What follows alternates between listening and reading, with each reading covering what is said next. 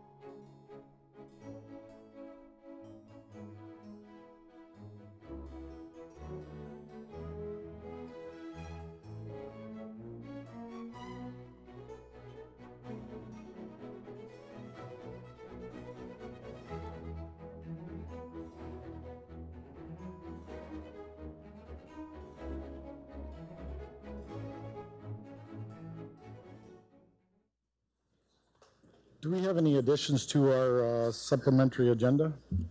Yes. Please note that item 16D has been added Thursday of last week. It is a supplementary item for the Bradley Meadows Limited request, and it will be item 16D on the agenda. Also, please note that item 17A has been removed from the agenda. It was a motion of Councillor Van Dam's, and it will be brought forward to the June 25th agenda. Thank you. Do we have any disclosures of pecuniary interest, direct or indirect, for open session agenda items and general nature thereof? Councillor Solomon? Any others? Councillor Caniff? Which item, Councillor Solomon? Two, the in-camera meeting, which will come forward at some point in time.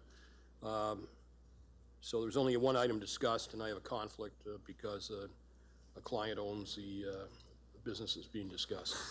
The second one is 16B. That's the agenda item that was added, and it's also client's property that's involved. Okay, thank you. And Councillor Caniff? Thank you, Acting Worship. Yeah, 16C is I have a family member that owns the cab business in town. Thank you. All right. We're going to have a recognition part of the agenda. Could we have Lynn Gertie, Chair of the Hall of Fame Committee, come forward?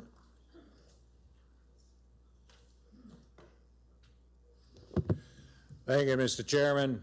As Mr. Chairman has mentioned, my name is Lynn Gertie. I have the pleasure of chairing the Kent County Hall of Fame, and we're pleased that you've given us this opportunity tonight to introduce you to our 2018 inductees into our Hall of Fame.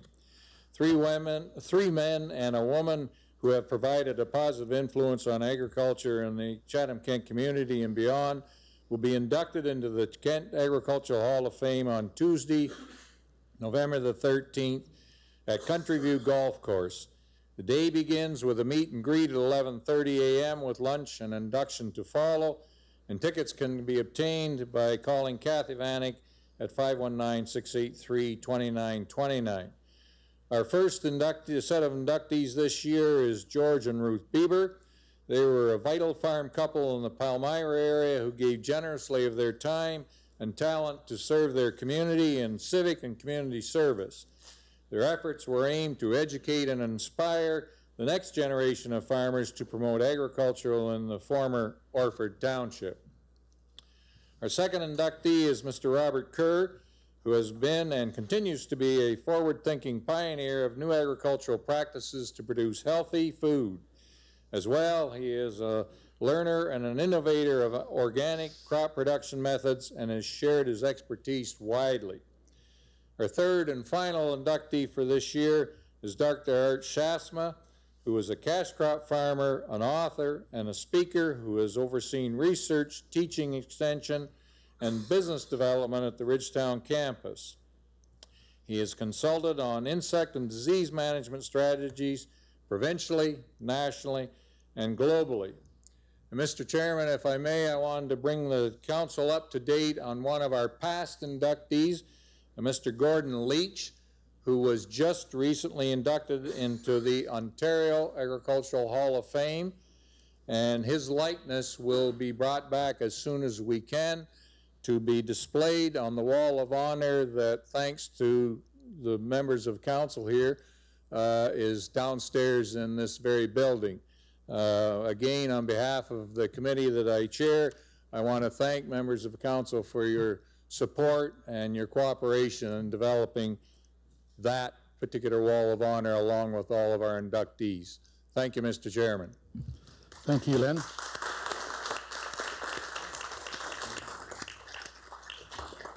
Does any council have any comments they wish to make? Councillor Verkuter? I just want to, I see your committees down here. Maybe could you introduce them to us for me? They're back at the back here, and I see her smiling, the groups. And, yeah. Thank you, Mr. Verkuter. And yeah, Mr. Chairman, if permitted, we have, first of all, Kathy Vanek should stand up. She's the lady that looks after the entire operation relative not only to tickets, but to keeping all of us in line. And then members of our committee include Alice Ewer, Jamie Campbell, and Marianne Udavari, and that's all that we're here tonight. And Frank, of course, himself, who's been a long-time member of the committee as well. I know.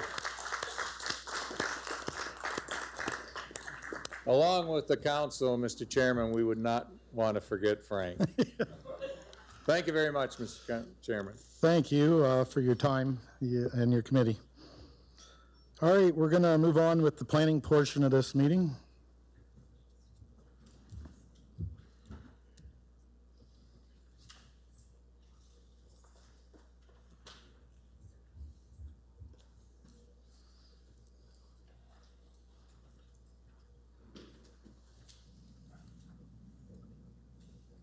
Planning meeting process. The process to be followed for each application will be as follows. 1. The application will be announced by name of applicant, the type of application, the municipal file number, and its location. 2. The mayor will ask if there is anyone present other than the applicant or his or her agent with an interest in the application, and to indicate so by raising their hand. If there is no one present indicating an interest in the application, council will proceed as follows. 1. There will be no presentation by administration. 2. Administration will be asked if they wish to make additional comments regarding the report or recommendations. 3, individuals or their agent present with an interest in the application other than the applicant will be asked to proceed to the podium, provide their name and address council with their comments, concerns, or questions. 4, council will be asked if it has any questions of each presenter. 5, the applicant will be asked if he or she has any comments. 6, council will be asked if it has any questions of the applicant. 7, administration will be asked if they have any comments based on any discussion that may have occurred. 8, council will be asked what action it wishes to take with regard to the application. Notice, if any person or public body that files an appeal of a decision of council in respect of the proposed applications does not make oral or written submissions to the municipal clerk of the corporation of the municipality of Chatham-Kent before the proposal is approved, they are not entitled to appeal the decision to the local planning appeal tribunal unless, in the opinion of the tribunal, there are reasonable grounds to add the person or public body as a party to the appeal.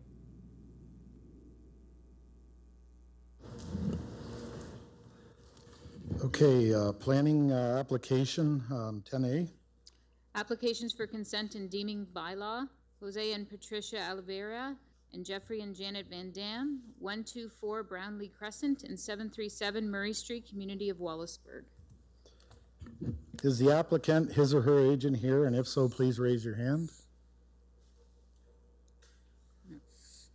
Do not recognize the applicant. Is there anyone present other than the applicant who wishes to speak on this application? Please raise their hand. Seeing none, what shall council's direction be? Councilor Wesley? Thank you, Acting Mayor Pinsino. I would move the recommendations in the report. Seconded by Councilor Carmen McGregor. Any questions from council? Seeing none, please show your intentions.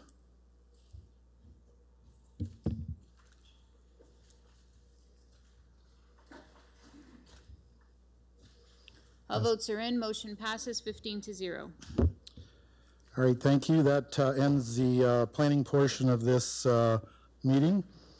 So we're going to move into deputations by Sergeant Peter Marshall and Sergeant Culver Dole of the OPP Services for a presentation.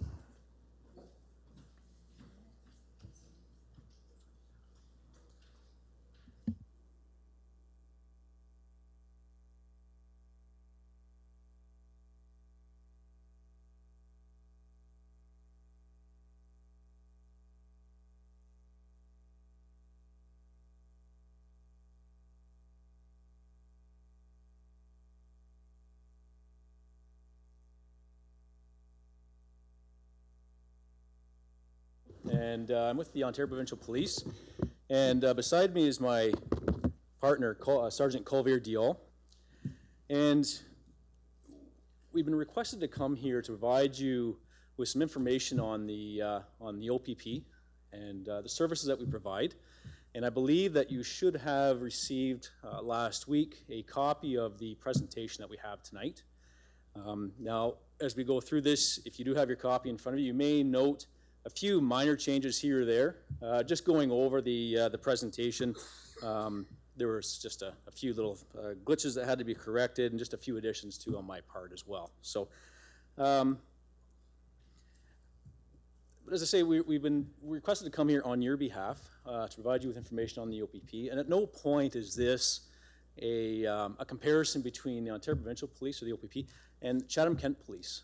We currently actually enjoy a very good working relationship, and we will continue to enjoy that working relationship. So again, it's not a comparison of police services. It's just more of an understanding of the services that the OPP does provide on a day-to-day basis. I would suggest that if you do have pen and paper in front of you that if you'd like to take a few notes, feel free to go ahead. Now, I do know you already have the presentation, but there may be bits of information that I go through that is not in the presentation itself, and you may wish to jot it down. There will be a lot of information as you go through these slides, and so again, feel free to jot it down. I've been requested to go through slides 1 to 19. And if you refer to your presentation that you have, you'll see that there are actually some further pieces of information throughout the course of that presentation. I'll leave it in your hands where we are when we get to slide 19. If you wish to go over questions with information that we provided you already, or if you wish to proceed further into maybe a bit more of the information that you had provided to you last week. Go ahead there, buddy. So just a brief breakdown on the command staff of the OPP. I know that the majority of you are very familiar with the OPP and its command structure. However, we have our commissioner, Commissioner Vince Hawks. He's essentially comparable to your chief of police, and he oversees the entirety of the OPP across the province of Ontario. It's broken down into 4 provincial commanders. You have Provincial Commander Mary Silverthorne, Deputy Commissioner Brad Blair, Deputy Commissioner Rick Barnum, and Deputy Commissioner Gary Couture.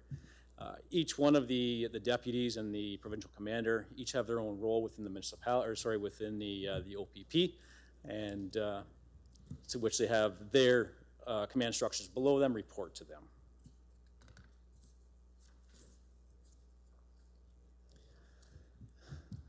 The OPP is one of the largest deployed police services in North America. Formed in 1909, it has a long history of municipal policing in Ontario, with the first contract dating back to the 1940s. We currently police 325 of our 444 municipal contracts, municipalities, under a cost recovery basis. And within those municipal contracts, or municipalities, there's approximately 110 Section 10 contracts and 184 receiving policing services on a non-contract basis. So the contract, just very quickly with a municipality, allows the municipality to maintain a police services board. It allows you to participate in detachment commander selection process. Certain grants that you receive from the government, a well-known would be the RIDE grant, et cetera. Under a non-contract basis, which we have a lot of municipalities receiving police services, you don't receive any of that. There is no police services board. You don't receive RIDE grants and that sort of thing. We do have a, depending on the detachment commander, they may wish to set up a policing committee, which he or she may provide a quarterly report to the committee on just policing in the general community itself. So this here just gives you a snapshot as to what the OPP, what it encompasses, and the actual area that we police, given land and waterways as well.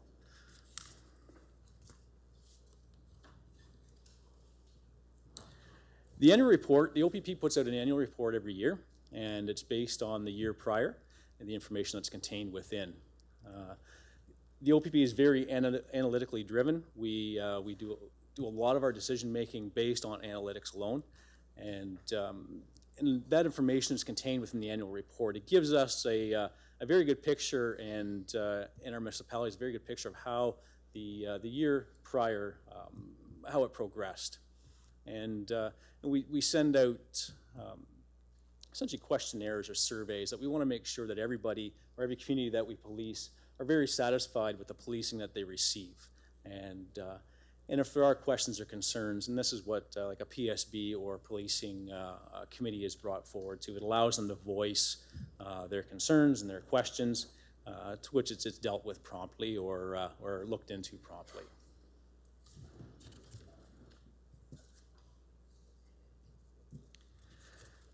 OPP service delivery, the hub essentially, which in Chatham-Kent you would have your main office right downtown. We have our general headquarters, which is located in Aurelia. General headquarters is the hub of the OPP policing. which is then dispersed to 5 of our regions. The OPP divides the province of Ontario up into 5 different regions. You'll have Northwest region, Northeast region, East region, Central region, West region, and the HSD as well.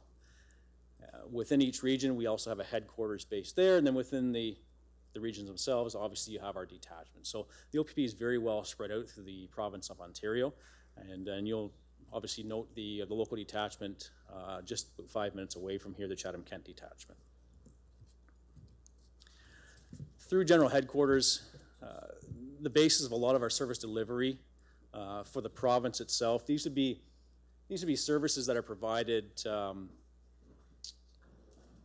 to neighboring municipalities, to the OPP itself. Just for an example, you may have perhaps you have a homicide that you need assistance with. We would have, and they call on the OPP for assistance.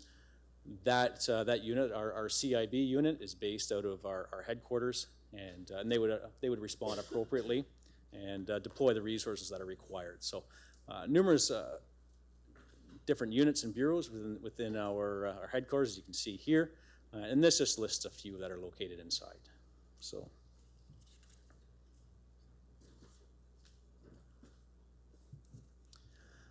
Operational support services.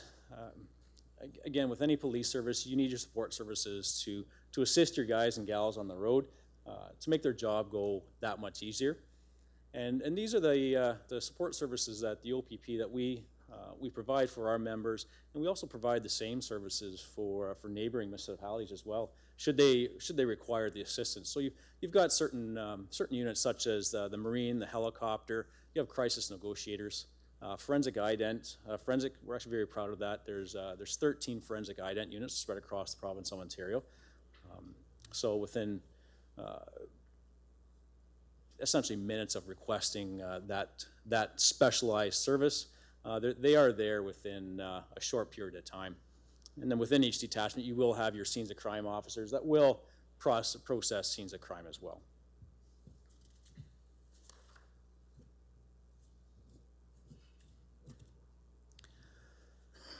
And again, like any other police service, you wouldn't be able to maintain a well-oiled machine, for lack of a better term, if you didn't have the administrative side of policing.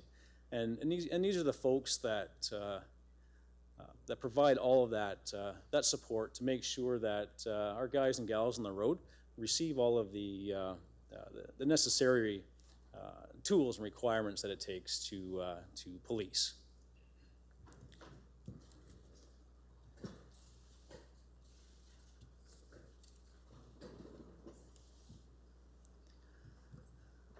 Now for West Region, the regional headquarters, some of you may or may not be aware, is located in London. Chief Superintendent Kane is the regional commander. Chief Superintendent Kane was actually a former Paris police chief prior to Paris amalgamating over the OPP. As I said before, within your local regional headquarters, this is where you're going to find certain specialized units such as criminal investigations or media, community policing, traffic and marine, financial, communications. Although communications is it's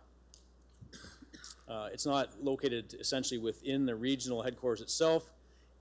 Each region within Ontario has its own communications center. So this one, although it is in London as well, it's a building all to its own. And each region will have their own communications center.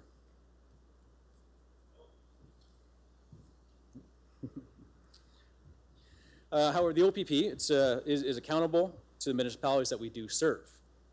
And this is affirmed by Commissioner Vince Hawks, provincially, regionally by Chief Superintendent John Kane, and Acting Staff Sergeant Brian Noller, locally out of the Chatham-Kent detachment.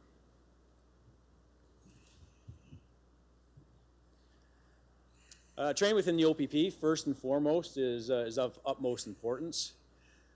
The OPP, as I mentioned earlier, we are analytically driven. We research a lot, and the reasoning for the research is we want to make sure that our guys and gals have the best of the best when it comes to the equipment. And whether it takes 2 months or 2 years to conduct that research, we want to make sure that what we have is going to be the equipment that they need to conduct their day-to-day business. And that's not just the uniform, the front line. That goes all the way through to our regional headquarters and our general headquarters in Aurelia. We want to make sure that the investigations or the calls for service that we are requested to follow up on, that we have the equipment to take on that task. And so the annual training that we engage our officers in is again, just we want to make sure that they know that piece of equipment or that piece of technology. We want to make sure that they know and have a good understanding as to what it is they have and what capabilities it has to deliver the tools of the trade, essentially. As noted in the slide here, the annual training, this is what we call our block training. We cover off first aid, use of force, we have firearms requalification, IRD, which is immediate rapid deployment. That's essentially if you have a, in the States, unfortunately, we're seeing a lot of it where you have these school shootings and you have the live shooters walking through the schools. These are training techniques that allow us to enter into these buildings as safe as possibly and try to take care of whatever the threat is and get the people out nice and safe. We do conducted energy weapon, which is your taser, requalifications every year on that. Judgment training, voluntary fitness testing. Every block training, every member is afforded the opportunity to provide what we call the fit pin.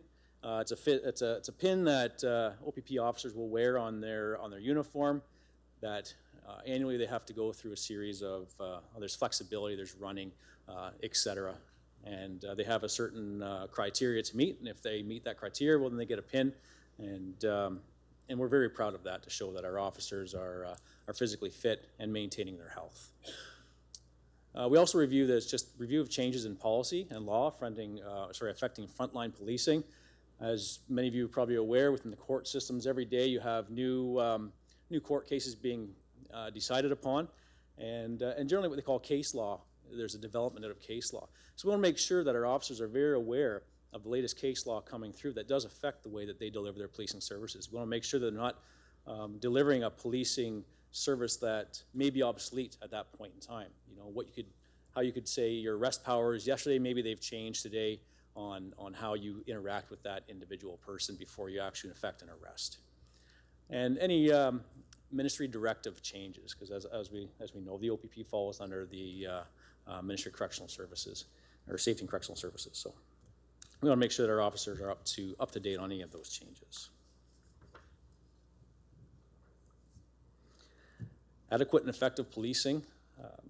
I'm sure everybody in here is very well aware of that. That falls under the Police Services Act, and every municipality has the responsibility to ensure that they provide their municipality with adequate, effective policing.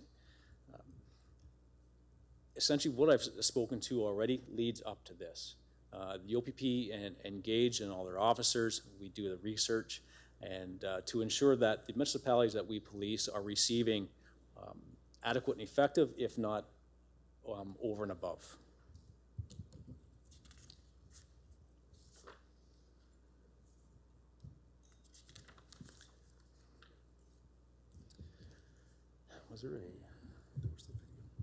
Was there a video there? Should be.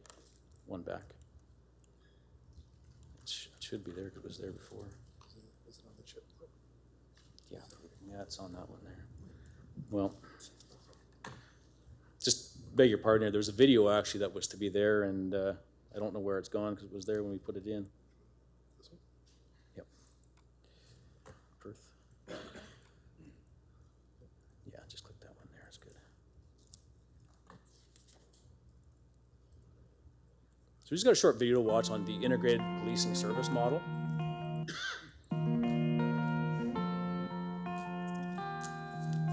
The Ontario Provincial Police operate out of host attachments, satellite offices, 5 regional headquarters, 1 divisional headquarters, and a general headquarters. With a footprint that covers more than 1.1 million kilometers of land, and 100,000 kilometers of waterways. The OPP currently provides policing services to more than 320 municipalities on a cost recovery basis. Detachments operate on an integrated service delivery model, which allows for the blending and sharing of resources. Detachment officers provide policing services to one or more municipality and also provide policing services on King's highways, provincial parks, and waterways in accordance with provincial obligations. Officers in detachments are not designated as municipal or provincial officers and will often work in multiple locations during a shift. Integrated service provides the OPP with more flexibility to meet changing policing demands at a lower cost than having one standalone detachment serving a single municipality. It allows municipalities and the province to share the cost of detachment supervisory and administrative positions and detachment infrastructure. Combining the resources required to police multiple municipalities within one detachment provides a larger number of officers to draw on for major occurrences and emergencies. Detachments can direct more resources to a major occurrence without relying on overtime. The integrated service model also allows for coordinated policing strategies for issues that often span multiple jurisdictions. Being part of a larger, regional-type policing model offers communities the opportunity to engage and partner with other community safety and wellness agencies outside of municipal boundaries. Regional and general headquarters supply regular and specialty resources to detachments as needed. The OPP utilizes daily activity reporting as a system to record the time and location an officer works to ensure municipalities do not pay for provincial policing obligations. The OPP does not typically provide a standalone or independent policing option, as the integrated model is more efficient and works best with the OPP's footprint across the province.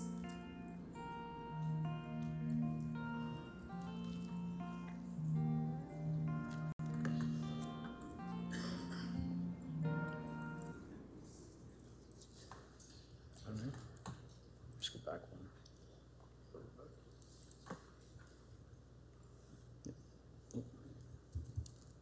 Yeah, there you go. So the video essentially just sort of sums up everything I just spoke about in regards to the OPP, and that's how we conduct our policing. As the video was saying, that there is no municipal officer, there is no provincial officer. The officers cover both of those obligations, and as noted in the video under our daily activity report, that's where the municipalities will see the where the billing aspect comes in, because we want to ensure that as we do both provincially and municipal, that municipalities are being billed for the work being provided within their area. So that's captured underneath our daily activity report under specific numbers and codes, and that's up to the officer to do every day, and then it comes back to, obviously to council at some point in time in the in a dollar figure. This isn't the slide there, the benefits, it's enhanced flexibility. It allows us to expand our policing services, or the municipality's policing services, beyond municipality, and then bringing those into the municipality as well when the resources are required. And if you've got a detachment where you've got a certain call for service going on that requires maybe 3, 4, even more officers to respond, you have those officers coming in, but then you also have neighboring detachments maybe covering off those calls for service when they do come in. That way there is no break in the calls for service, depending on the how busy neighboring detachments are as well. But this way it covers off those calls for service so that the local residents within the municipalities are not wondering where their policing, where their police officers are. They're getting that response that they're entitled to. Within the OPP, community policing is a huge component. It's a very important component. We want to ensure that the members of the public, and especially with the way that media tends to portray police nowadays, and that's not the OPP, that's every police service across the province, they tend to be portrayed as sort of in a negative light, and it's very rare that you get to see the positive side in policing. And this is why we like to to go proactively and engage the public through community policing programs, and have that interaction that is required, and that is very, very important to maintain that relationship between the community and the policing industry. And that's where underneath our Ontario mobilization and engagement model of community policing comes into play. And it really allows us to get in touch with the members of public. And along with police services boards, and that's where they play that important role as well, because again, it allows us to get in touch with those members of public who can take that back to the community or back to council and provide the insight or to take the questions that are being asked as well.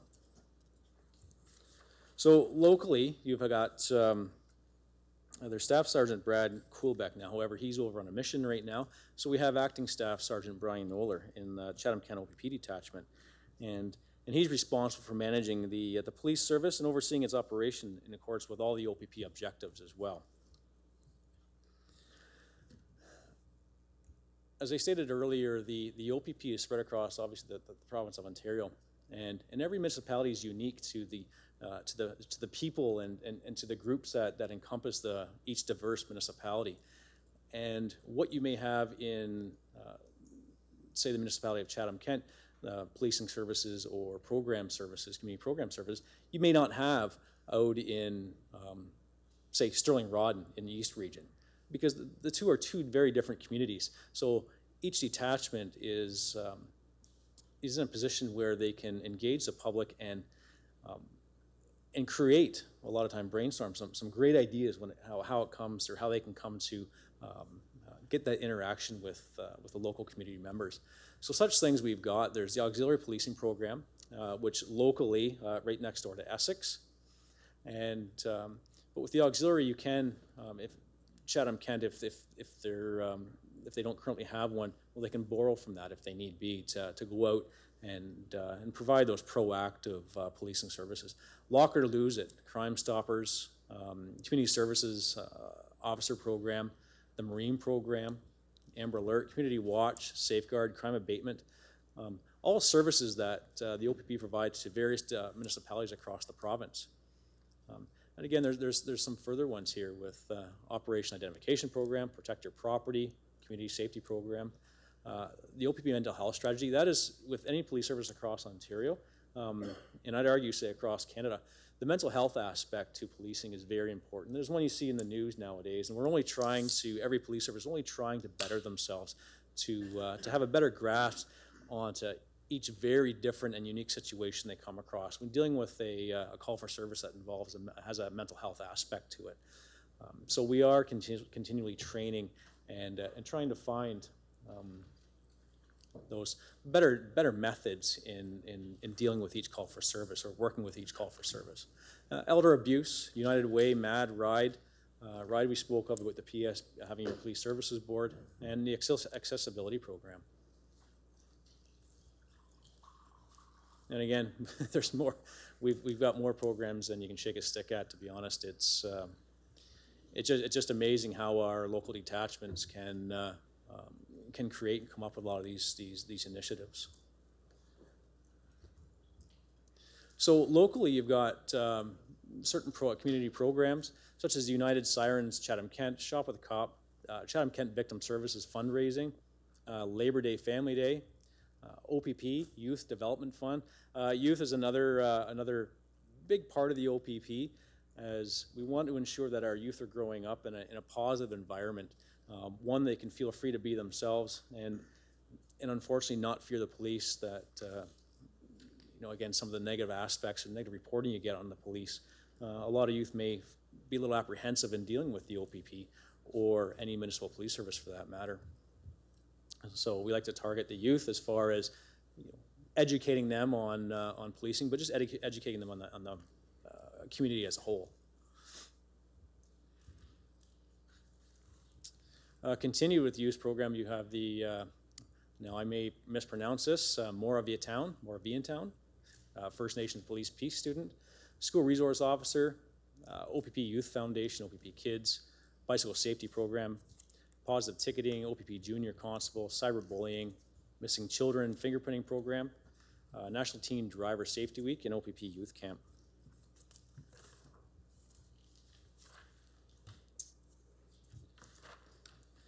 And then the boards and committees, this sort of comes back to, you know, we're targeting a lot of more of the mature residents of each municipality. And locally you have the Are You Safe Chatham-Kent, Fleet Safety Council, Chatham-Kent Youth Engagement Program, Board of Directors of Chatham-Kent's Children's Services, Wings of Change First Responder Peer Support Group, Chatham-Kent Victim Services, and the Chatham-Kent Domestic Violence Coordinating Committee.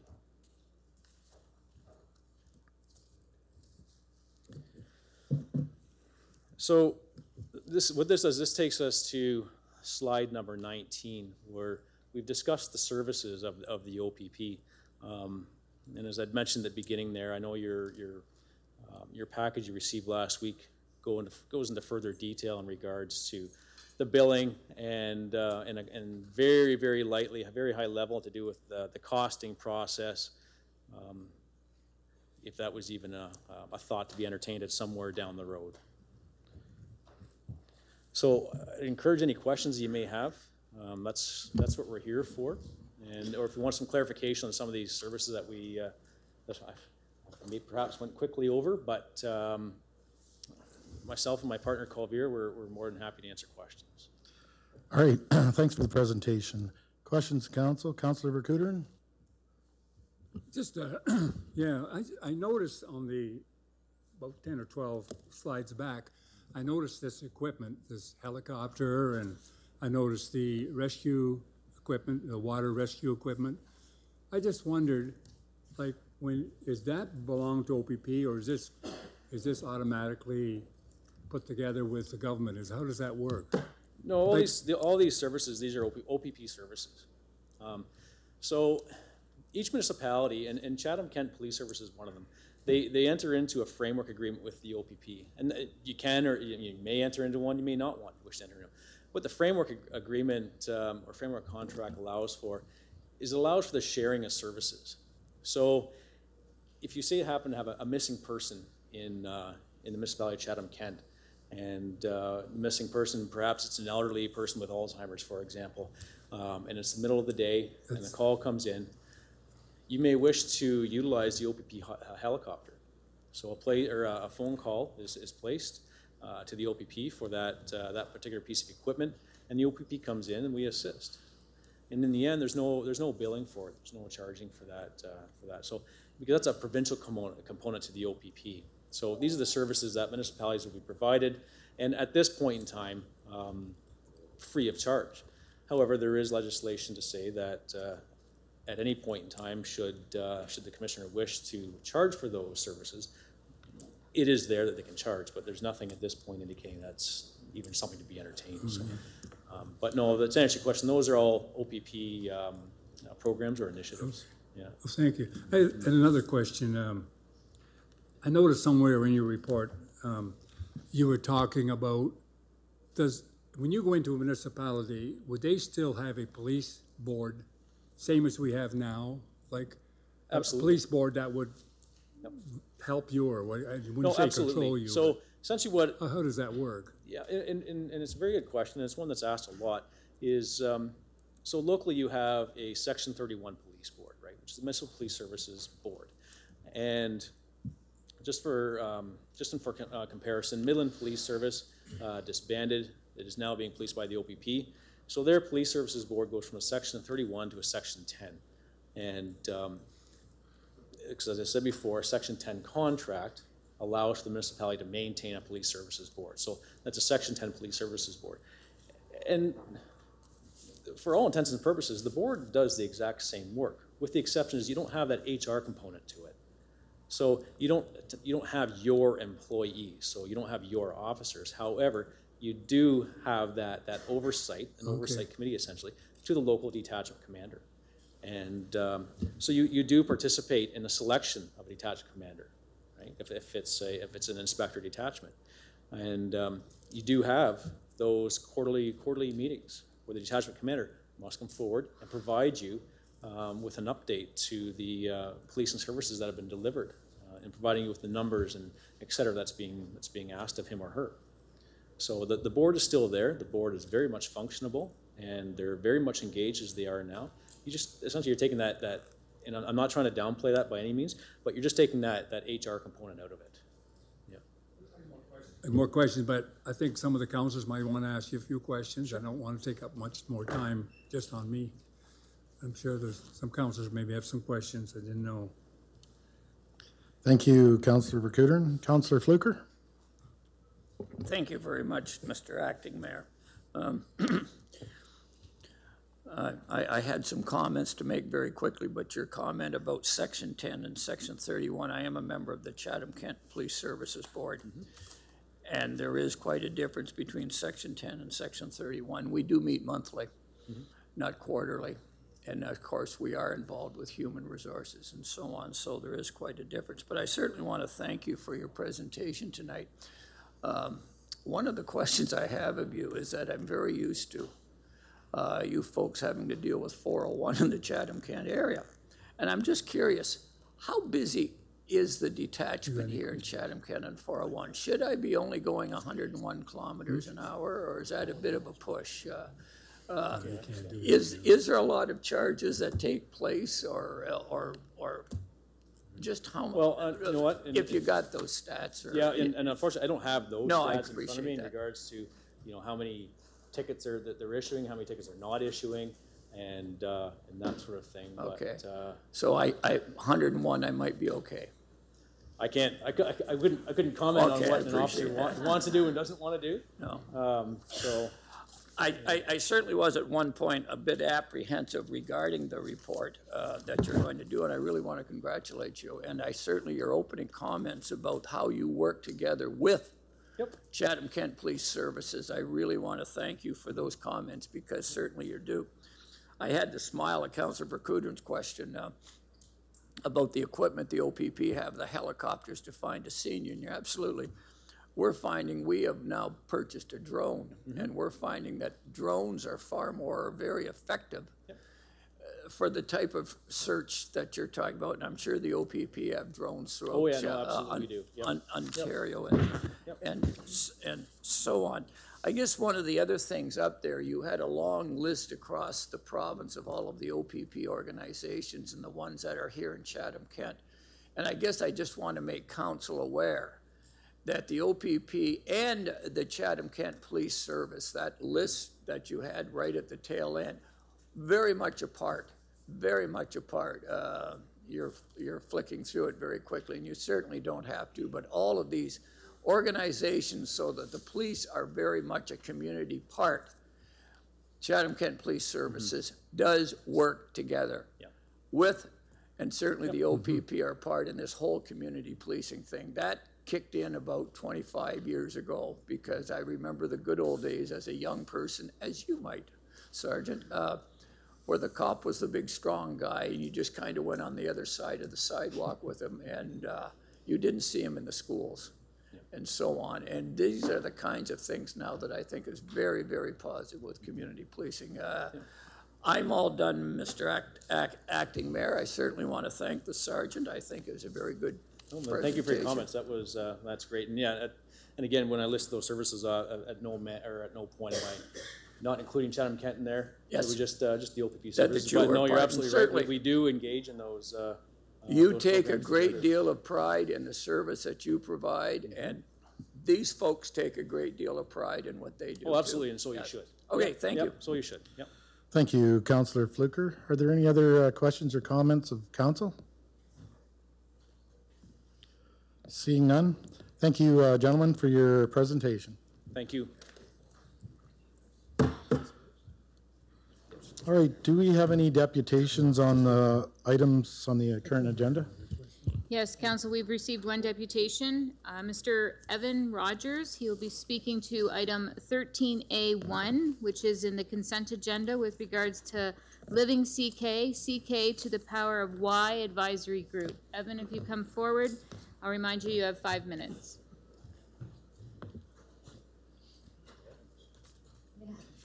That officer's pissed off, you know? He got told before the meeting. Nothing about costing. Well, no, that's what I wanted to ask about, but there's no. I know.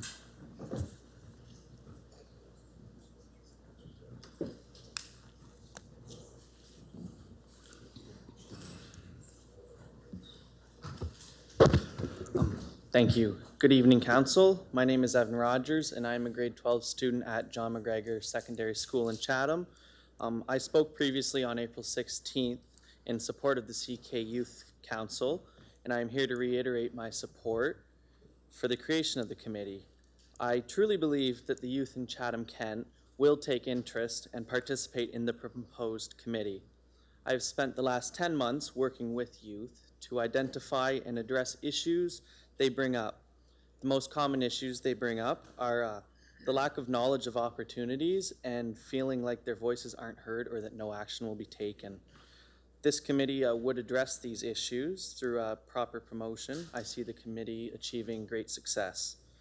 The plan outlined by the Resident Attraction and Retention Team is very comprehensive, and if followed, will ensure the success of the committee. The report references the results of the CK Youth Survey and the importance to engage the youth in the community. Starting with the development of terms of reference, as mentioned in the report, by the youth while supported by a municipal staff member, the committee would be able to demonstrate their ability to complete initiatives. And to conclude, it is in my opinion that the approval of this committee will provide benefits to the communities that will be visible and or measurable. And I would like to leave council members with this. If youth are the leaders of the future, why can't they be leaders now? Thank you. Thank you for your deputation. Well said. All right, we're going to move on to the consent agenda. Any items? Councillor McGregor, Brock McGregor? 13A1. 13A1. Any other items? Councillor Thompson? 13A2. Any others? Could I have a mover? Councillor Verkuterin, seconded by? I'd move the entire 13A. Thank you. And Councillor Oche seconds that. Any questions? All in favor? Opposed, if any? It's carried. All right. So we're going to go with 13A1 first. Councillor Brock McGregor. Thank you, Acting Mayor. And I'll give Victoria a minute to get up here, but I just want to compliment on a great report, and I'm happy to see it move forward. I think there's a reasonable balance between some added structure to get things started and offering some latitude to participants to sort of make it their own, give them that agency to decide how they should engage and how they're going to impact promoting youth voice. And I think it's important to note, as you did in the report, that there's some other community partners that have identified youth input in the respective realms is important. So the Chamber of Commerce is promoting a youth voice, as is the United Way, and those are very much different from what we're trying to do here, but equally as important. I did have a quick question. I see there's a summer timeline for engaging for recruitment and then a fall timeline for the first meeting. So if someone's interested in applying, how would they apply, and how is the committee selected? Thank you. So we'll be posting on livingck.ca and then sharing very regularly over social media, so Twitter and Facebook at livingck, on a recruitment process starting quickly, July, and then doing a very quick recruitment process to see who the best 12 candidates would be, looking at the end of September for the first meeting, and then 3 meetings annually after that. Excellent, thank you. And again, thank you for the report, and I do want to compliment Evan on his involvement and advocacy in moving this issue forward. Thank you. Thank you. Any other comments? Councillor Herman? Thank you, Acting Mayor. Thank you for the report, and I thank you, Evan, for his deputation this evening. Just want to ask, when this is put together, I'm really excited. I think we should have a youth advisory. And just so you know that this, the age-friendly committee had talked about it as well, and thought it would be very advantageous to have a representative from a committee of a youth advisory committee be a part of that as well, because an age-friendly community is about all abilities and all ages. So that is something that they talked about, and also decided it was very important to put in their terms of reference. So very excited to see, as a member of that committee, if we can engage that next step. The other is, I don't see, is there going to be a discussion after the advisory committee is formulated? Are they going to determine a name for their advisory committee, or is this the CK advisory committee? Because I just see this as 15 to 39-year-olds, and I'm just wondering, in Chatham-Kent, we have a senior advisory committee as well, and I don't know if it's a millennial advisory committee. I've seen those be very proactive, or is it youth, or what have we determined on that? The name was proposed to be Chatham-Kent to the Power of Young People Advisory Group, so keeping with the term young people because it's millennial but moving forward as well, so constantly evolving into who the next generation is coming up, and that also bridges millennial, and I'm blanking on the next name, but the following generation within that 15 to 39. That's and I great. look forward to speaking with the age-friendly coordinator for sure. Awesome. Thank you. Thank you. Thank you, Councillor Herman. Councillor Carmen McGregor. Thank you, and through the acting mayor, I just wanted to comment that it was really nice to see the report, and I'm glad to see that it hasn't taken that long from when Evan was to council previously to have this turnaround and see that a committee of administration is going to be put into place and to get that going. The other thing I wanted to do was to thank Evan for coming. And having been a previous school board trustee, we always have had student trustees, and Evan is a student trustee of the Lambton-Kent District School Board, just finishing up his term. And so it's really nice to see, and so it'd be, you know, I would hope that at some point in the future that the Municipal Act would direct to have actual members sit at the council table and in a manner such as what they do at the school boards. So I'm not sure if that's something that your group would look at the possibility of lobbying, and because I think just having that voice around the table can make a big difference. And I know at the school board there's different, you know, they're not allowed to vote, but they can have somebody place motions for them and different things like that. But it's their input at the table that can make a big difference and keep everybody aware of what's going on with the youth on a regular basis, not just getting a committee report every so often to a committee. So, but thank you. Your report was very good. Thank you, Councillor McGregor. Any other comments or questions on this item? Could I get you to move it? Councillor McGregor, seconded by Councillor Carmen McGregor. All in favor? Opposed, if any? Okay, we'll go on to 13A2. Councillor Thompson. Well, thank you very much. And I do have, you can come back to the podium, I do have some questions as well. I'm glad to see these efforts in resident attraction continue. Often we make these sorts of things, they make a splash and then those ripples disappear, but the work does go on. Just in general, I was curious as to your takeaways from the March event, if you could. Sorry, which March event? That wasn't it in, in March we approved it. It was the Refugees and Citizenship Canada hosted the first National Local Immigration Partnership Learning Event. So just what the learnings from the learning event were. Thank you. Sorry. It's okay. I didn't have coffee, apparently. I thought that was a great event. So 2 major takeaways of that were that there's another funding period probably coming up for local immigration partnerships, which we currently have one of in Chatham-Kent, and likely for an elongated period from 3 to 5 years, which is great for sustainability and our continued strategic plan. The second is that Federal Ministry of Immigration, Refugees and Citizenship Canada is advocating for the use of a theory of change model, which is a type of logic model for that strategic planning, and advocating for 17 characteristics of a welcoming communities framework to work within. So our local immigration partnership has already started using both of those models, which demonstrates that we're on a good path moving forward, but it also leverages us moving forward into hopefully that 3 to 5 year strategic plan.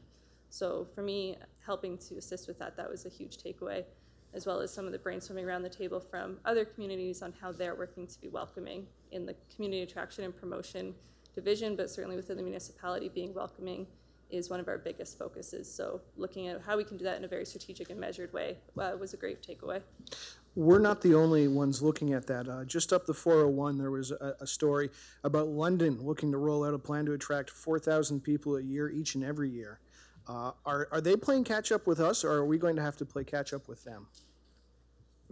I would say that we're simultaneously working in the same initiative. So we were designated as the first official welcoming community in Canada under a very specific call, refugee response. London certainly has a lot of initiatives going on as well and is making progress with different actions, but towards the same end. Okay. Do you have any information as to regarding how our progress has been going on attracting new residents to the area? Yes, so between 2011 and 2016, our newcomer population, which is new immigrant residents who have arrived within 5 years preceding the census, has increased by 22%. In real numbers, I think that's between 50 and 100 people, but percentage-wise of the number that we normally get and compared to other rural communities in Ontario, we are positioned quite well. Right, and that's 50 to 100 people a year each and every year, right? Correct. So normally, on average, we get about 100 newcomers a year. Okay, that sounds good. Do you have any idea, like, the demographic that we're attracting to Chatham-Kent, and if these people are actually sticking around? Based on the number, I would say that people are sticking around in aggregate terms, and the demographics seem to be quite varied in Chatham-Kent. So the population, age-wise, is a little bit younger than our median age of Canadian-born residents. But where they're coming from, a lot of people are coming from the States or Mexico, some through the UK, and other than that through Asia. And it's there isn't a big push from any one country necessarily, so it's kind of all over the board.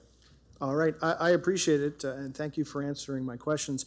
I'd like to reiterate that if we lose our population, we lose our tax base, and as such that resident attraction is a huge priority in this municipality, and it is a constant competition to attract the best and brightest. Would you agree?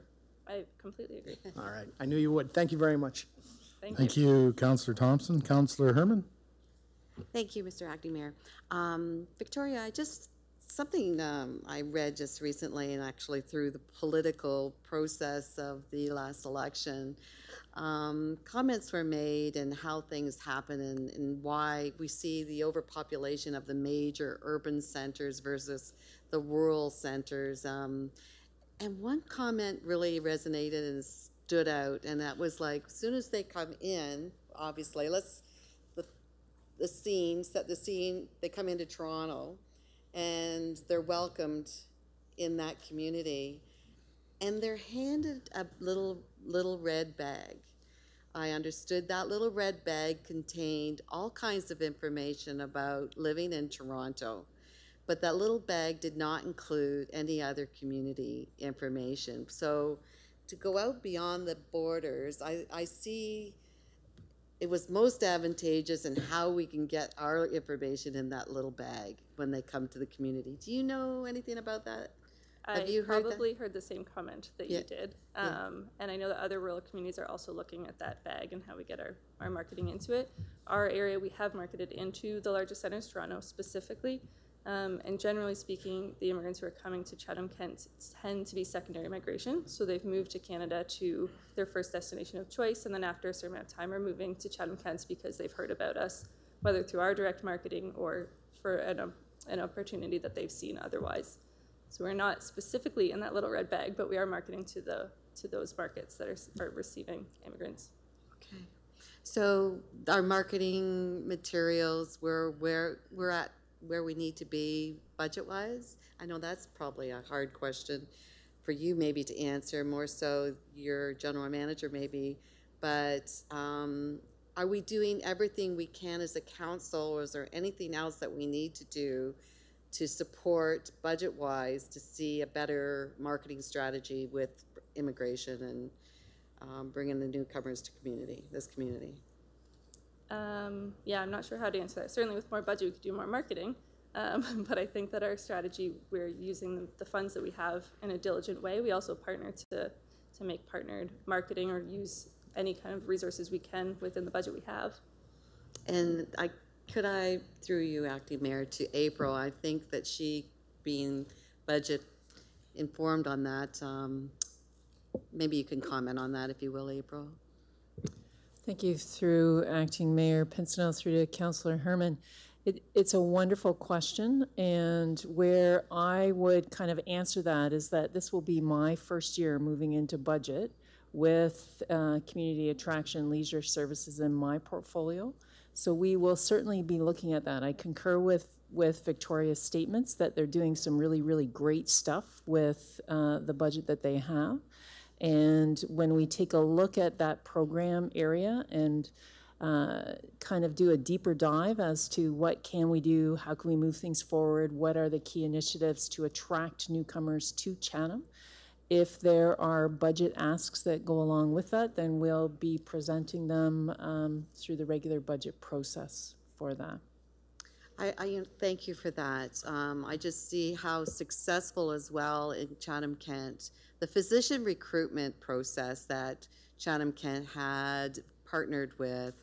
And I'm just wondering, maybe there's some synergies here, and maybe there's, you know, the template's already been laid, and maybe there's things other than what you're already doing as well that we could look at. So thank you very much. I really appreciate that we're moving the right direction. And I think there's other things that we can do to really help you as well and make that successful. So thank you to you and your team. Thank you. Thank you, Councillor Herman. Are there any others on this topic? Seeing none. Moved by Councillor Thompson, seconded by Councillor Brock McGregor. All in favor? Opposed, if any? That's carried. All right, we're going to move on to number 14, notices of motion. Anybody with notices of motion? Councillor Carmen McGregor. Thank you. Through the Acting Mayor, I, Councillor Carmen McGregor, hereby provide notice that I will bring forward the following motion at the June 25th, 2018 meeting for discussion and voting. Whereas the Ministry of Natural Resources and Forestry consider unauthorized deposits on Crown land, and Crown land also including the waterway systems, a violation under the Public Lands Act. Therefore, if dumping occurs, they encourage reporting of this activity through the Ministry of Natural Resource and Forestry tip line. Whereas there is a problem of grass clippings and other organic yard waste being thrown into the rivers in Chatham-Kent, the waste then flows with the stream, often clinging to the break walls and docks, and then remains there. The grass and clippings then begin to deteriorate and become unsightly and smelly, causing what appears to be contamination and algae. The clippings cause not only unsightly mess, but also become slippery, which makes it dangerous for swimmers and boaters wishing to use the break walls or docks. Therefore, I ask that administration be directed to bring back a report to Council by August 13th meeting. The report should include the best methods of managing and preventing dumping of grass and organic yard waste into the water systems within Chatham-Kent.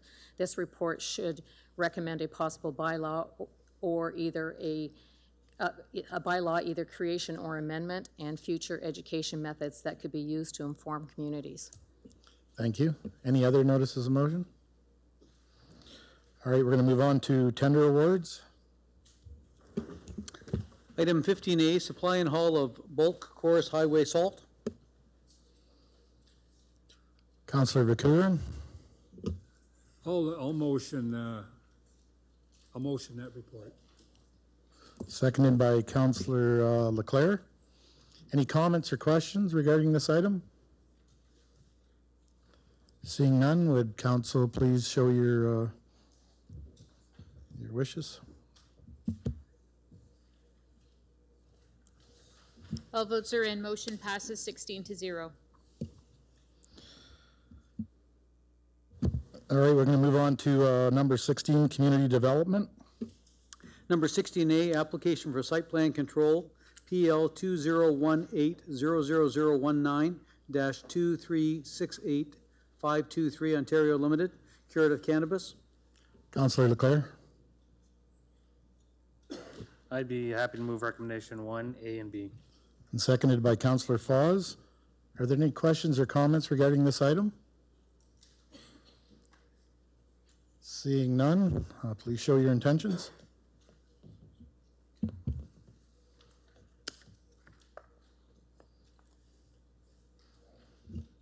All votes are in. Motion passes 15-1. 16B. Item 16B, downtown and Main Street areas and commercial community improvement plans, financial incentive funding. Councillor Fluker, Very pleased to move this, Mr. Acting Mayor. seconded by Councillor Caniff. Any comments or questions? Seeing none, please show your intentions.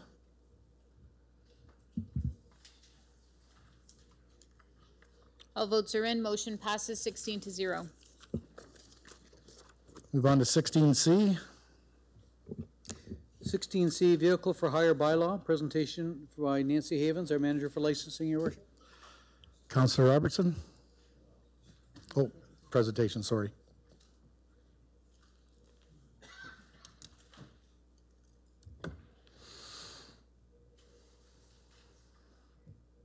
I had that wrote down too. Through your worship. So we're here with a new draft bylaw for council tonight, the vehicle for hire bylaw. Back in October of 2017, council approved the motion for administration to look further into the taxi industry and look at everything regarding the bylaw and what needed to be updated, and look for the use of private transportation companies as part of Chatham-Kent transit system, and to make any recommendations to council. These are the committee members that have worked hard to come up with these recommendations.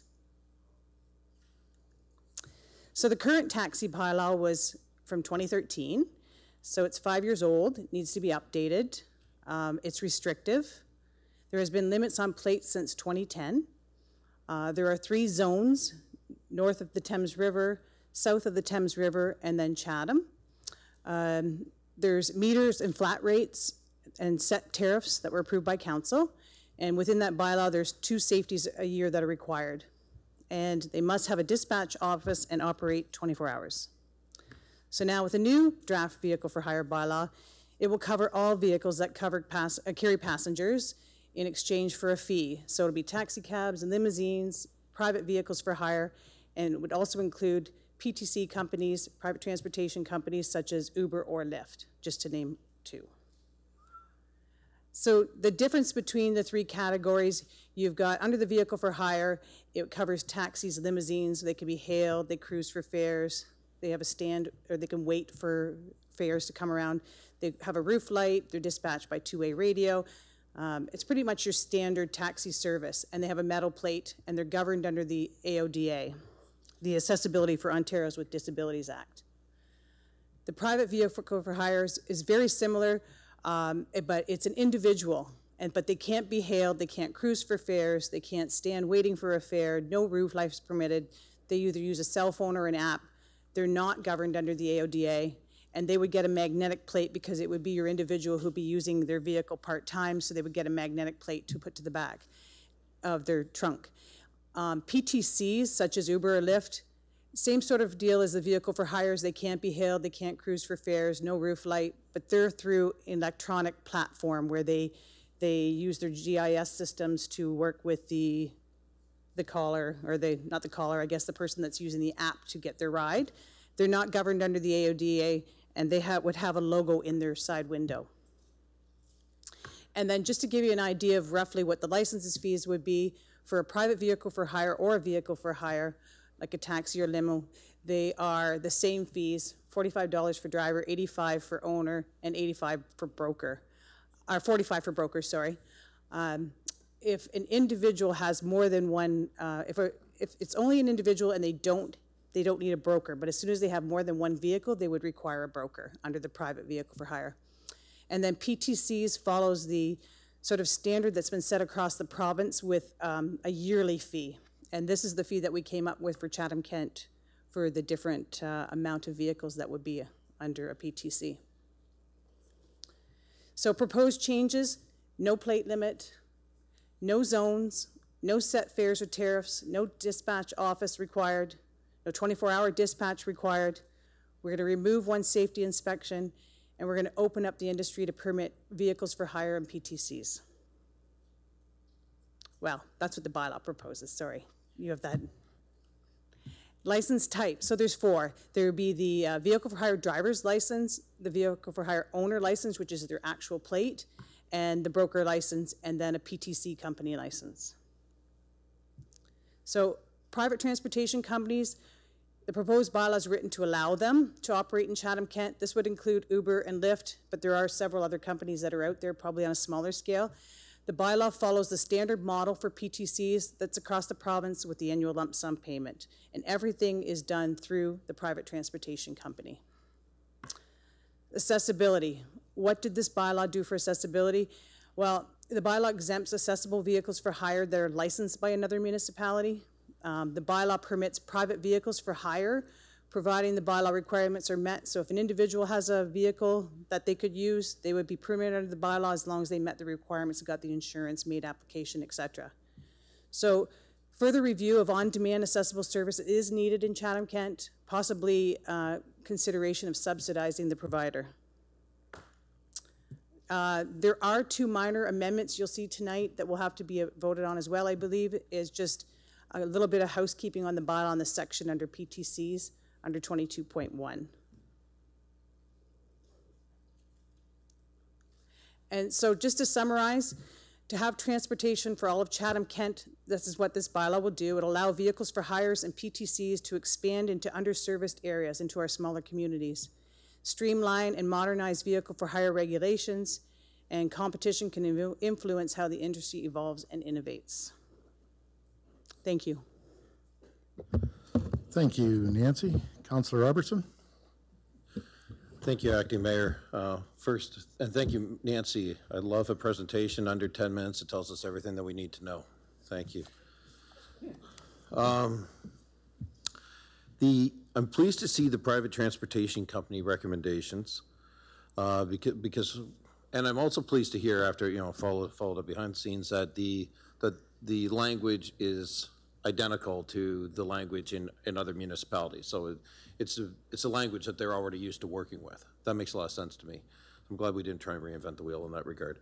To me, Uber and Lyft in Chatham-Kent are an absolute necessity. It's a gap that must be filled, and I'm curious as to what the likelihood is of this bylaw being put in place, of this paving the way for them. And if that likelihood is slim, then I want to understand what can we around this circle, what can we within this municipality, staff and citizen otherwise, do to encourage that activity to enter the boundaries of Chatham-Kent under this bylaw, because we have a woeful lack of transportation, in particular after hours, when at times when we're attempting to encourage people to take modes of transportation when they may have had one too many. And I want to see, I'd be very pleased to see those two companies in particular, because they're the universal companies and well-known companies in this space, come into Chatham-Kent and provide a service that is in woeful need in this area. So I asked a couple of questions there and then I rambled on for a bit. Are you comfortable with my questions? I do know that we have spoken with Uber, and they're interested in hearing the outcome of tonight. Okay. So if, upon them hearing the outcome of tonight, is there anything else that we need to say to them? Should we have a resolution of this council that we've certainly done? We've been a willing host for other activities, certainly in this municipality. Would that be of assistance for them to hear that we see this as a burgeoning, not want, but requirement in our municipality?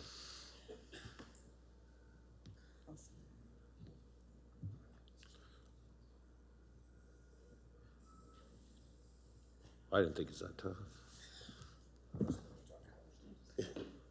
I think, Mr. Mayor, or Mr. Acting Mayor, sorry, I think one of the things is Nancy and Christine both have a working relationship with members of Uber, and I'm sure that they can have that conversation with them tomorrow once they talk about Great.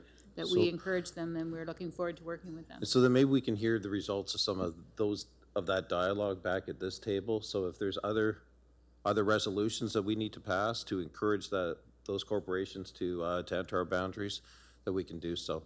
Of course, you probably would have preferred that I move the recommendations, and I'd be happy to do that at this time. All right, it's moved by Councillor Robertson, seconded by Councillor Herman. Councillor Herman, did you have comments? Well, I was just going to move the recommendations, but then I'm following in tandem to Councillor Robertson, just so you, Council, just a reminder about, again, the age-friendly community. I have to say, one of the major dimensions that, of the six, that is very important to Chatham-Kent and being the transportation and the lack of transportation of Chatham-Kent and meeting the needs of all individuals of all ages. So I think this is one of those things that maybe the youth advisory and the age-friendly committee and something tandemly could explore, and how we can communicate this information to the municipality of Chatham-Kent, the residents that live here. So maybe that's something that could be taken back to those committees. Thank you, Councillor Herman. Thank Councillor Carmen McGregor. Thank you, and through the acting mayor to Nancy. Thank you. I'm glad to see the report, and it's good that it is coming, and we're now going to move in that direction. I would say that I've not seen anything more needed in the municipality of Chatham-Kent than to open this up to this. We know that with the sheer size of Chatham-Kent, we are greatly restricted with transportation services outside of Chatham without any local public transportation. We have our community bus that goes from community to community, but that's not always convenient for timing and just difficult in many other ways. So really, really happy to see that this has come. Now I just have two questions, and the first one I'm pretty sure I know the answer, but I'll just have you assure me. This in no way affects carpooling, where, see, kids go to Lambton or St. Clair College and, you know, they're riding with a buddy and they share and give that person gas money, and hence paying a fee. This does not affect that or change that, does that? I would say no.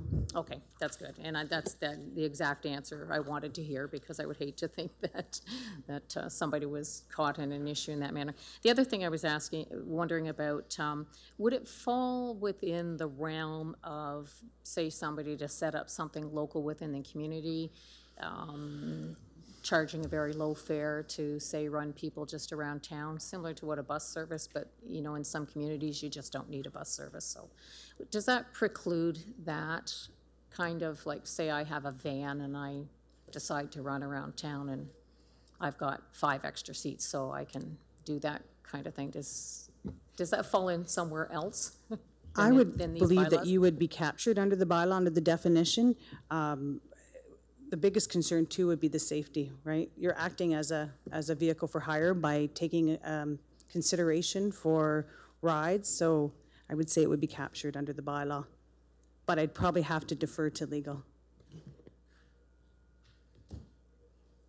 Low fare. I concur, Christine Jackson, I concur with what Ms. Havens has indicated. It would be captured by the bylaw because you would be receiving money for conveyance. Thank you, Councillor McGregor. Councillor Foz. Thank you, Acting Mayor. I'm very pleased with the report. Very nicely done, very comprehensive. I've used Uber probably in several cities, Toronto, Ottawa, Nashville, and I find that it's a very efficient, very cost-effective means of transportation. I also look at the possibilities where Uber could probably, somewhere along the line, probably replace our busing service. I look at the amount of travelers that we have in the interbusing. Our ridership is relatively low, and I can see a day that we might subsidize Uber or Lyft or a company such as that, where it would be more cost effective than what our interbusing service is. I know that we have a 5-year longer contract, but I know that the associations of municipalities of Ontario, AMO, they're all leaning towards the use of Uber or companies such as Uber to maybe intervene and take up some of that service at a more cost-effective way. I also look at smaller communities where we have private people that aren't licensed who are doing a great service because they're keeping impaired drivers off the road where for them to get involved into a taxi service wouldn't be cost effective for them, where now they can be a private hire, where they can provide that service at a more reasonable cost, and it might legalize some of the stuff that's going on. So I see it all as positives, and very pleased to see it, and I'm sure that things will work out well with that.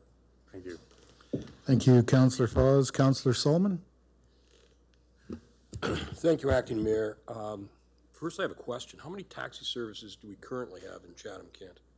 I know that one is no longer here. Probably the biggest one is no longer here as a result of the provincial government's decision to have the minimum wage increased at the high portion that they did, and that's what your report says.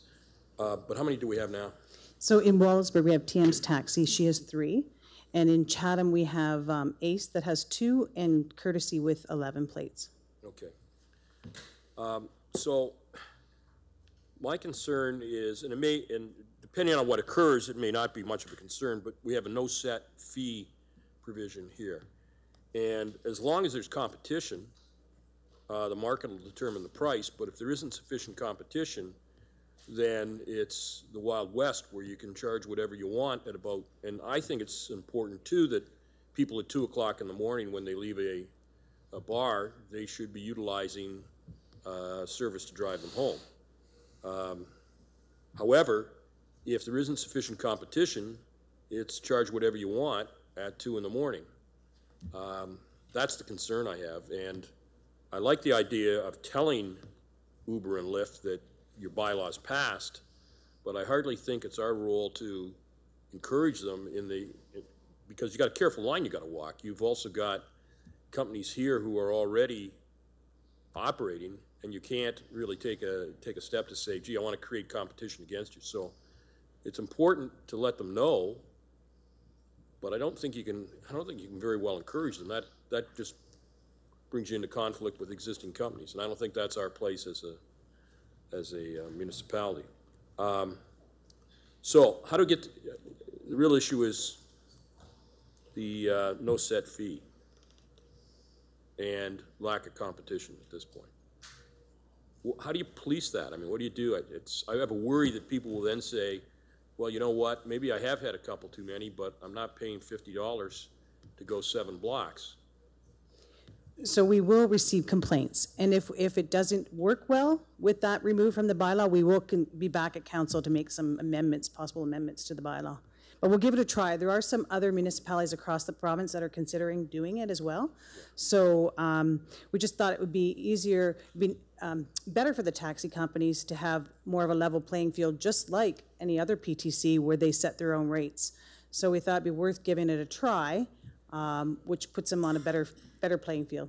Yeah, as long as there's sufficient competition.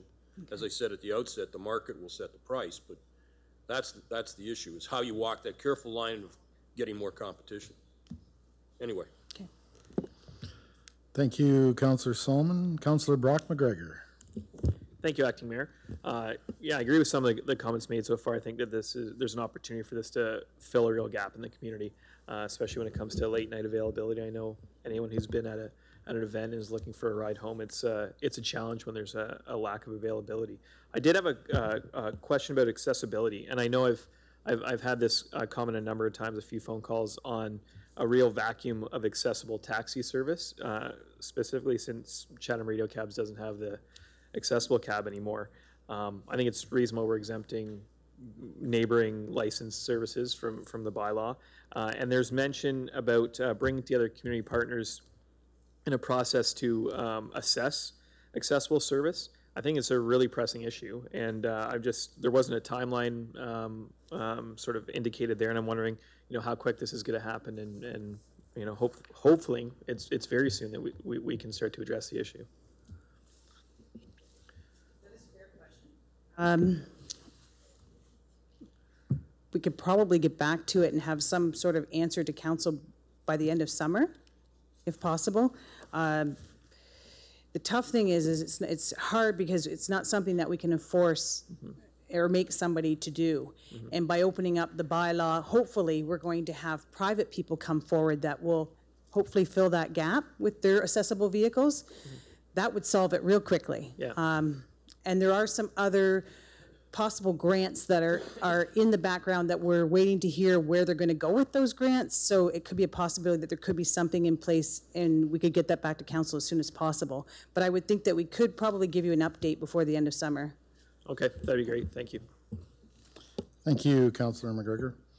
Seeing no other speakers, good work, Nancy, to you and your committee. I'm sure this has consumed your life for quite a period of time. I think this is going to be great for our smaller communities. We've been lacking it for a long time, and honestly, I think the competition will keep the rates competitive, and I think we're all going to win on this one. Thanks. Anyway, seeing no other speakers, please show your intentions on this item.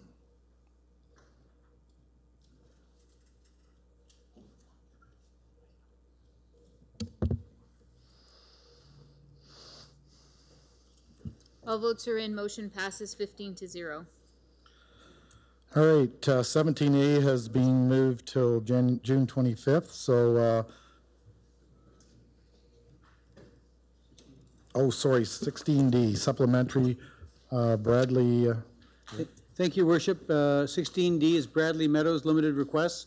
We have a few opening remarks from Emily Crawford. Welcome, Emily. Good evening. So this is a fairly straightforward report to council. There's 2 recommendations contained. In general, these are housekeeping items. So the first recommendation is with respect to a bylaw that was registered to permit the use of a sign upon Richmond Street in the city of Chatham, and that bylaw be repealed. The second recommendation is that the chief legal officer be authorized to execute those documents that are necessary in order to provide consent to Bradley Meadows Limited to use its property at Richmond Street for office space. It's currently set aside to be used as a restaurant space. So as I say, these are generally housekeeping items. With respect to the first recommendation, this is necessary in order to allow a purchase and sale transaction to proceed. And with respect to the second recommendation, this consent is just necessary because it's provided for in the current agreement between Bradley Meadows and the municipality. So if there are any questions, I'm happy to answer them. Councillor Myers? Thank you, Mr. Acting Mayor. Actually, I would move both recommendations. Okay. Seconded by Councillor Ochier. Any comments or questions from council? Not seeing anything, so please show your intentions.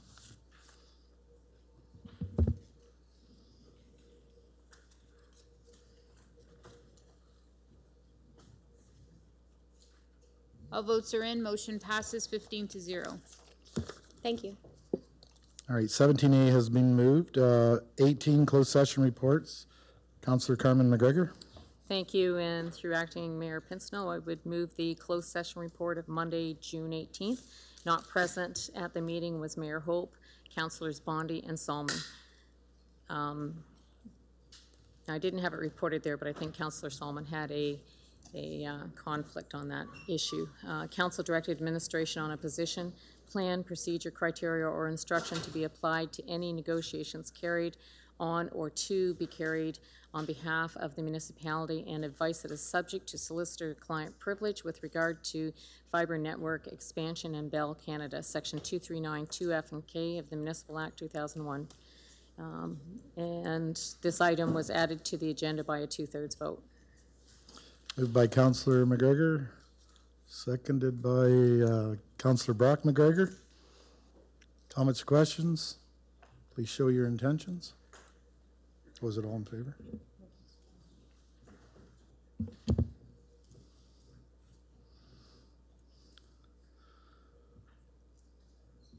All votes are in. Motion passes 15-0.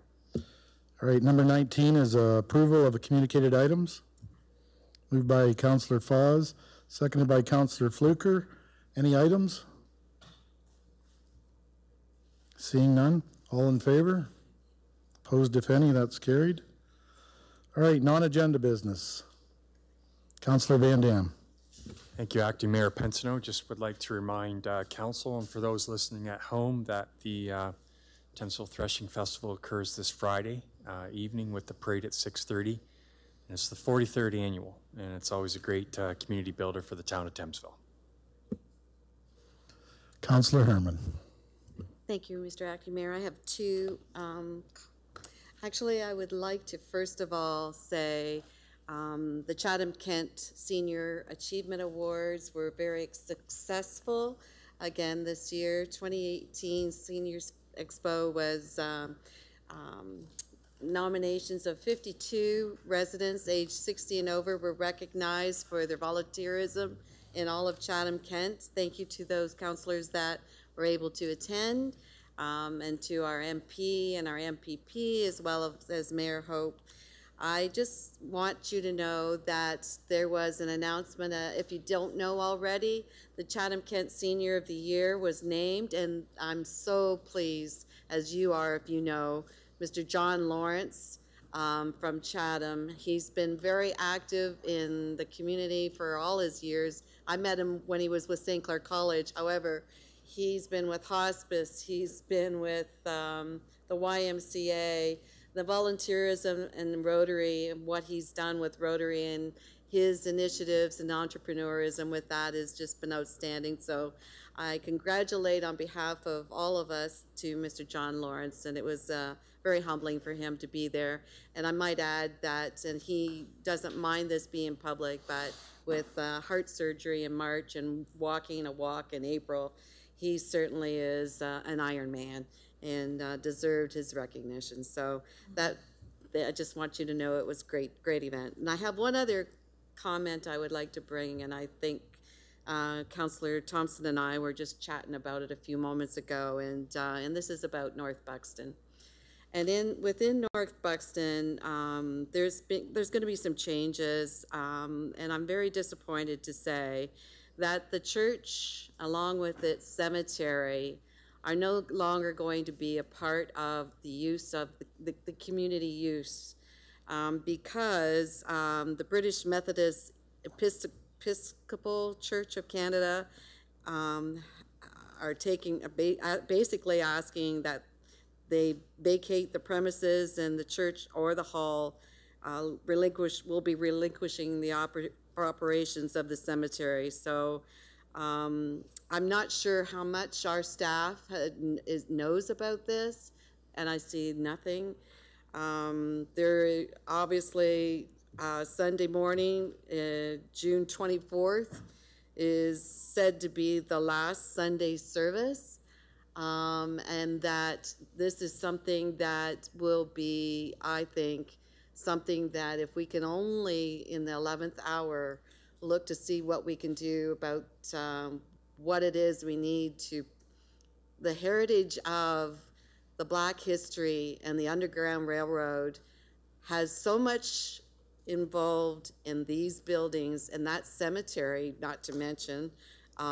This just, as you know, is a big part of who we are in Chatham-Kent and North Buxton. And I don't know, April, if you have any comments, or if I can give direction through Mr. Acting Mayor to an 11th hour for our staff to see what we can do about, and report back to council on anything that we can do.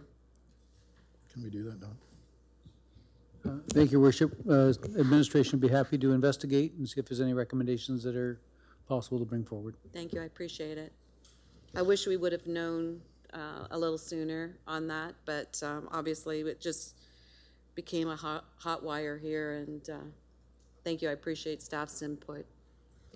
Thank you, Councillor Herman. Councillor Myers. Thank you, Mr. Acting Mayor. I have a question for Mr. Kelly, and sorry, Mr. Kelly, I didn't get to you earlier, but if you don't have an answer right now, next week would be fine. I just wondered on the progress on 5th Street Bridge, is it going to be completed as scheduled, or the date that was given, the second date that was given? Thank you, Acting Mayor.